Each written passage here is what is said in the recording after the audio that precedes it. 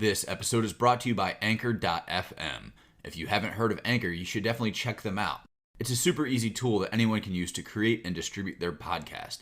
It has everything you need, and you can do it all from your computer or even your phone. Need your podcast cover art? There's a tool. Music and sound effects? They have you covered. Want to record on the fly? It's easy with the app. Now you may be saying to yourself, I already have a podcast. No worries, just create your account, upload, and publish to Spotify, Apple Podcasts, and many more. Looking for some walking around money? Anchor connects you with advertisers who match your brand. It's a one-stop shop for all of your podcasting needs. Download the free Anchor app or go to Anchor.fm to get started. Hello and welcome to BizQuik. I'm Julie. And I'm Corey. And on today's show, we have Kyle Strauss out of Atlanta, Georgia. He is the owner of Creating Money Awareness. Welcome, Kyle. That's right. You're listening to BizQuik. This is where Julie and Corey provide quick and useful information to small business owners. BizQuik is the podcast where small business owners get to showcase their businesses and receive expert advice and guidance in areas many entrepreneurs struggle with. And you, the listener, get solutions, tips, and tricks on real-world topics that many small business owners face. Julie and Corey are the experts small businesses hire when they need solutions. And the BizQuik podcast is just one way they deliver those solutions. Let's start the show. Thank you, Corey and Julie. I appreciate you guys having me on. It's great to be here with you. Great to have you. How are you doing? I'm doing excellent. Thank you. Trying to finish out the year strong. You know how easily that it can be to give into the holiday season, right? So trying to stay productive throughout these last couple weeks here. Yeah, there's a reason they call it separation season, right? It's for people that want to get ahead. So your business is fairly new. When did you start it? Yeah, just over the summer. I suppose I got involved with World Financial Group in the spring, and over the summers when I separated from my public accounting firm that I was working at full time, I was doing taxes as a CPA and really got introduced to this business. I loved the opportunity. I loved the value, the information that we're able to provide and help people out with. And so I started up my venture, Creating Money Awareness, and really starting to grow and build something exciting with it. Can you tell us about Creating Money Awareness? Like what it is that you do? Yeah, absolutely. So, essentially it's just a financial agency, and we come from a place of financial education. I got introduced to the firm, to World Financial Group, the platform, in the spring. And when I was taken through the process and had this discussion with a person who had recruited me and took me on, I learned so many things about basic financial concepts and fundamental information that I didn't even really know. And that was after several years in public accounting and as a CPA, and it blew my mind a little bit. I almost felt bad that I didn't have a better understanding of my money and aspects about retirement and planning and investing and all these, these details that we overlook a little bit or take for granted. And so I just felt, for a couple of reasons, but I felt like this is something I really wanted to do as far as being able to provide that good value and information to people. Because I don't know about, I never did. Did you guys ever receive a financial education, like an actual formal, basic, fundamental financial education ever growing up in school or anything?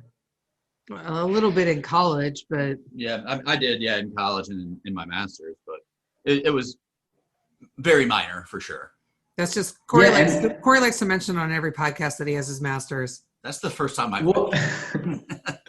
well, and it took a master's degree to get that small financial education, it's crazy because how significant is money to everybody? You know, we use it every day and it affects our lives in a massive way, but we don't really learn this basic information. All right, back. The financial education, honestly, they don't really teach you anything in school to be a successful entrepreneur. It's kind of a trial by fire for most people, unless they have really good mentors. So I'm curious, when you started this new business, right? You started in the middle of COVID. What were, some of the considerations that you made and then you said, "Hey, I'm going to go do this." Like what kind of pushed you over the edge to do it? Well, it was kind of a perfect storm for me, really. I was at a point, I had just quit playing baseball a couple of years ago, and that was like my major drive, my passion. That's what took me everywhere and then I was 30 and my knees, I was a catcher, so my knees were starting to get a little slower and hurting a little bit. And I just felt like it was time to move on from that.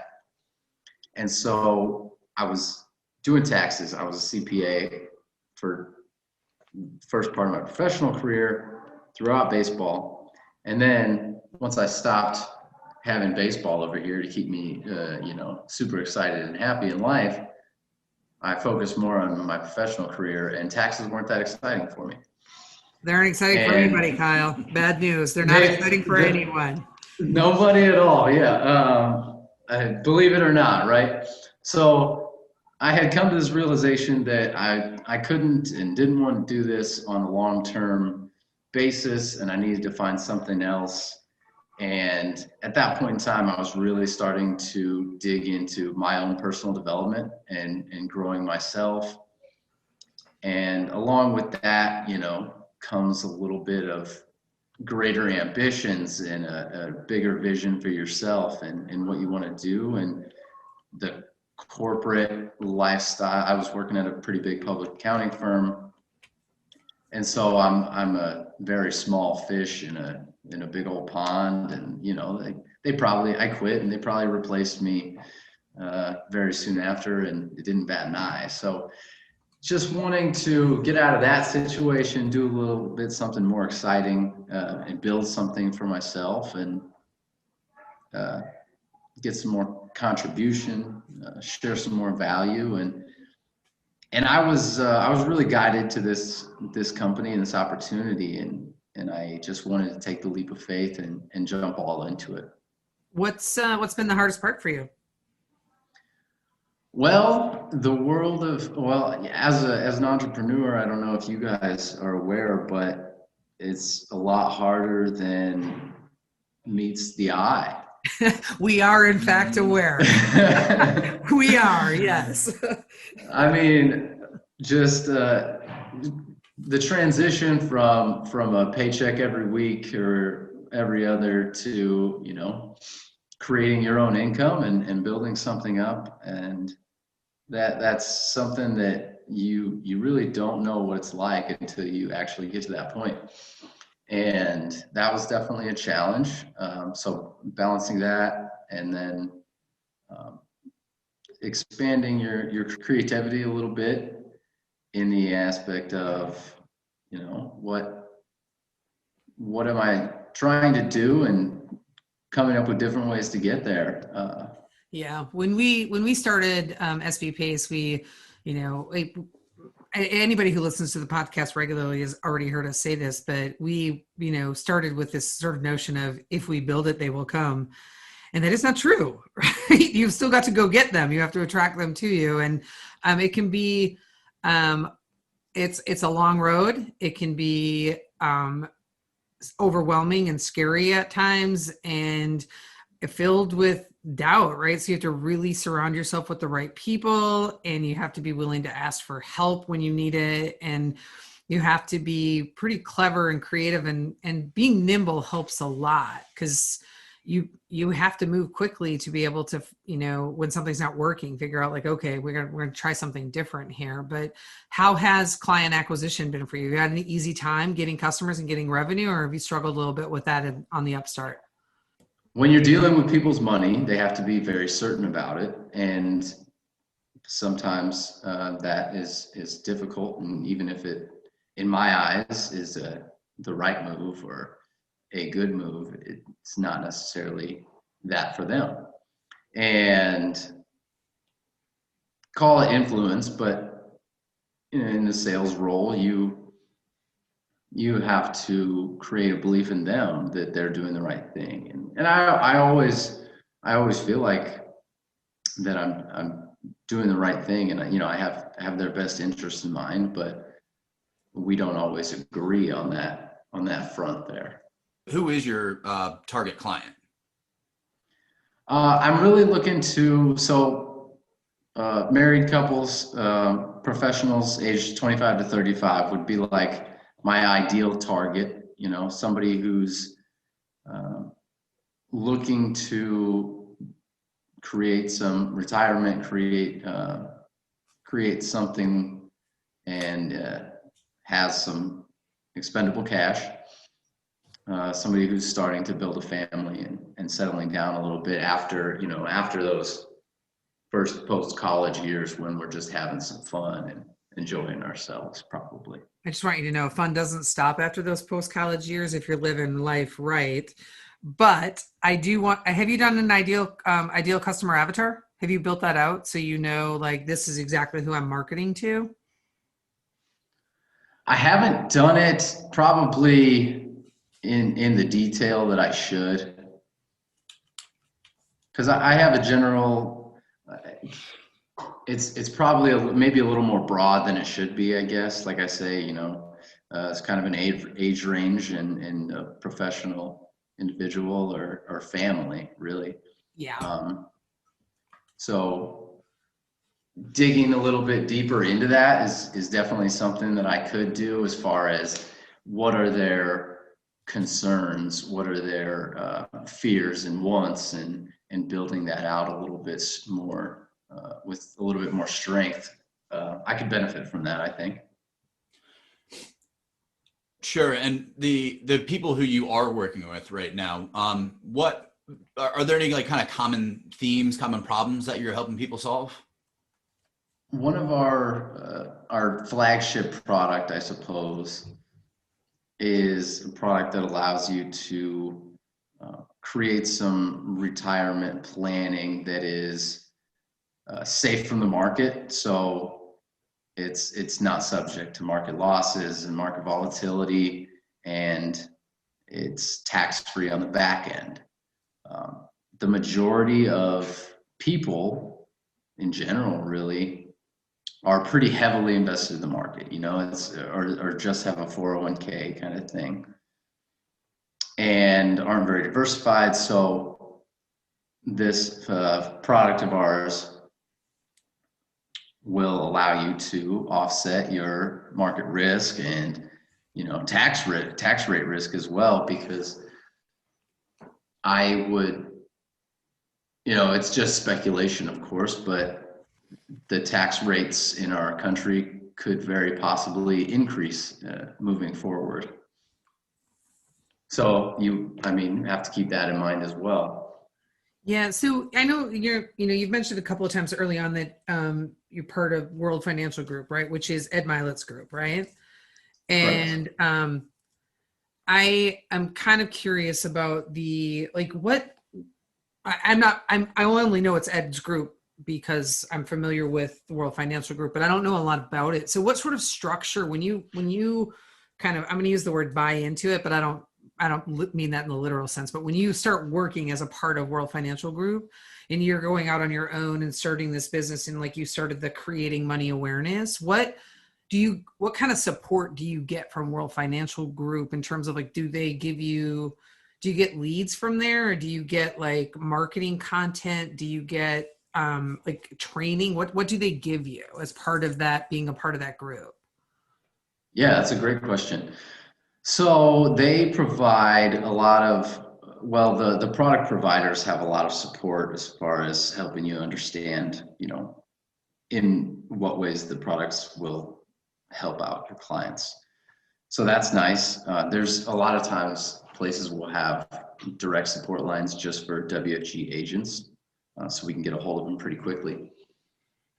Within our team, we have training a couple times a week for product training, business training, just to help you really get your business off the ground and running. It's a great support group, and that was another thing that really sold me on the opportunity, was that I was myself just looking to further my personal development, and kind of backbones the opportunity that it's a personal development program with a massive compensation package. And that's really the role of an entrepreneur, is you're consistently growing and bettering yourself and making yourself more valuable. And that's something that I was really excited about. Your leads will generally just be on your personal creation. That's why I'm starting to get into social media marketing and trying to provide value and content, and create that valuable service that people can stand behind, really. Yeah, I want to get into the social media marketing. We're going to take a quick commercial break, and we will be right back. Hey everyone, we wanted to tell you about our latest course, Foundation 52, that will be available on February 15th. This course is built to provide tools and techniques every week of the year and is designed to improve your small business. If you're thinking about starting a business, this is a great resource for you as well. We walk you through sales, customer service, disaster planning, growth strategies, and so much more. Head on over to SB Pace to sign up today. All right, welcome back. Let's talk about social media marketing. So, how is that going for you? And what platforms are you using, and how comfortable are you feeling with it? I'm only on Facebook and Instagram right now. I've been told that I need to start a YouTube page, but I figured that I don't want to spread myself too thin. I'm a novice, I started out making static posts, and I've been coached and taught that videos and video content, that's our future, that's where everything's going. So I've started creating videos with myself and just trying to provide some financial, some basic information, provide value where I can. And obviously you're always kind of marketing yourself. So creating a personal brand around it it's all very new to me. It's all pretty uncomfortable, and putting yourself out there and getting outside of your comfort zone. But it's been pretty exciting, pretty enjoyable the more I get into it, at least. Yeah, the social media marketing piece is so interesting because I think one of my most consistent comments about social media all year has been, because everybody's kind of home and everybody's spending more and more time on social media, you would think that it would naturally lift your opportunity to sell. But in my opinion, and I'm not an expert like marketing person that can go out and talk about digital marketing and all that stuff, and we do our own and we do it well, but it's not something that that's not my degree, is in digital marketing. But to me, it feels like, rather than everybody being lifted up because there's so much opportunity and people are spending so much time there, what it's drastically done is reduce the visibility of everybody, because everything gets drowned out all the time. And especially when you factor in, and I'll just say it, the censorship that happens, along with, you've got people that are constantly talking about politics or constantly talking about COVID, and it makes it a really tough platform to get any traction on. And so you have to have a very deliberate approach to how you're marketing on social media right now, and how you're putting content out there. Yeah, it's always it's kind of a trial and error. at this point, for me at least. But I definitely agree with you that it's things can get drowned out, and it's probably only going to grow from that standpoint. And I think we have a pretty low attention span, right? So so even like a couple minutes of a video is probably not going to get watched all the way through. So it's definitely a challenge. Well, knowing that there's, I mean, so much out there and that you're going to get drowned out by, all of the noise. What is your differentiator? Like, what makes you, why should I buy from you? Why should I hire you? Yeah, definitely. That's a great question. I really feel like my company and this opportunity is like one of the best opportunities in the world. So we have the backing of a $1 billion, too big to fail financial institution. So we have that strength backing us up, and then it comes down to the personal level of a startup. It's me or one of my agents working with you one-on-one, and we're coming from a place of financial education. I just want to teach you and how money works, really. Make sure that you have a better understanding of your financial plan, what goes on, how everything works. And then I'm sure I have a product that I can help you with in my arsenal. We're really a one-stop shop, whether that be investing, retirement, insurance, and I have an extensive tax background as well on the business and individual income tax side. I've got a lot of experience there as well. So I'm just really coming from a place of trying to add value and help you better your financial situation in any way that I can.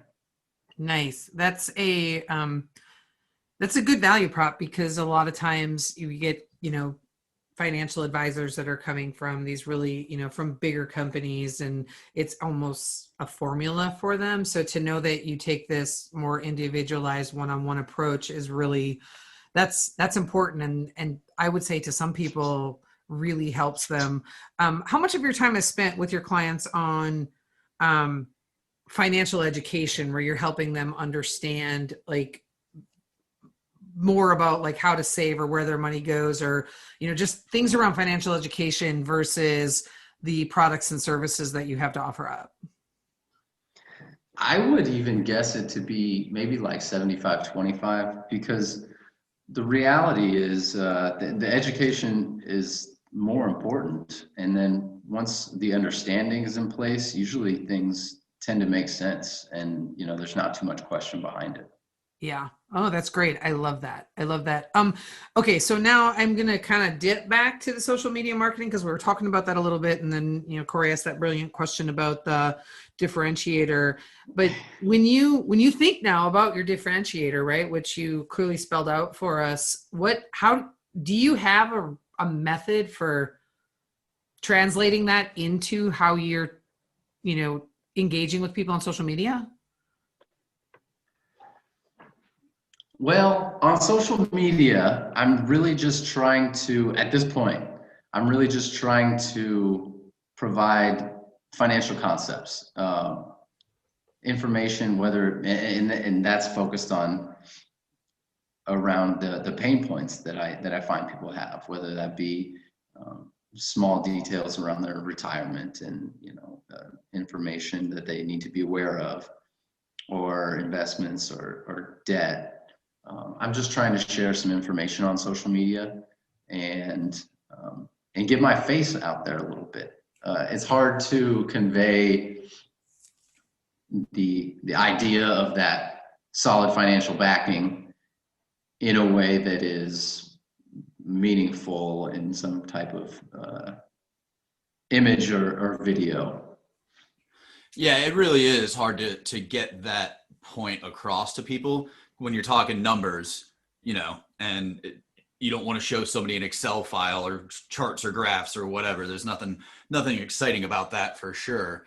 But as we're getting kind of close to the end of the podcast here, If you were to give me, for example, one piece of advice, our listeners, just one piece of advice from a financial perspective, what would it be?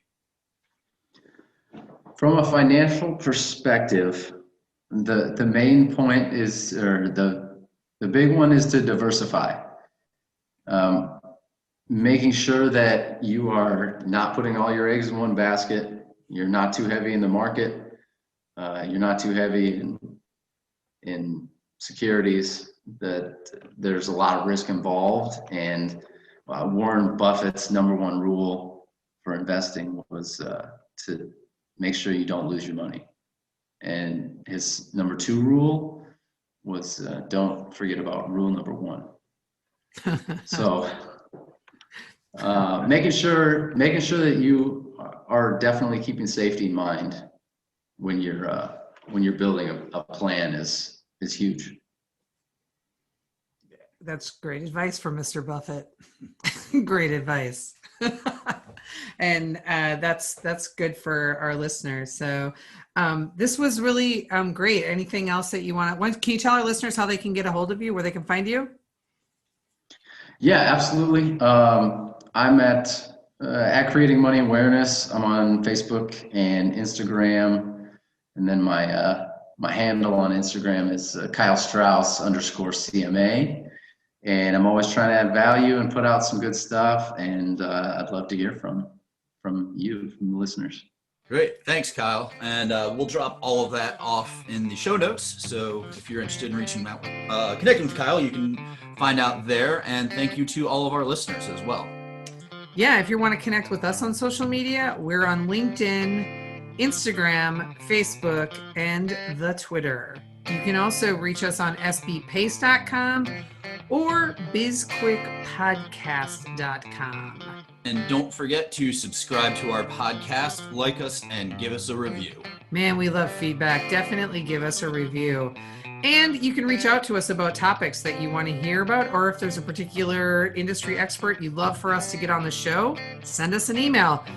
Oh, hey, we wrote a book. It happens to be a #1 bestseller. It's available on Amazon, and it comes with a companion workbook. And that's it for today's podcast. I'm Corey. And I'm Julie, and I forgot to say the name of our book. It's called Seriously? Now What? A Small Business Guide to Disaster Preparedness. And that was BizQuik, helping small businesses across America.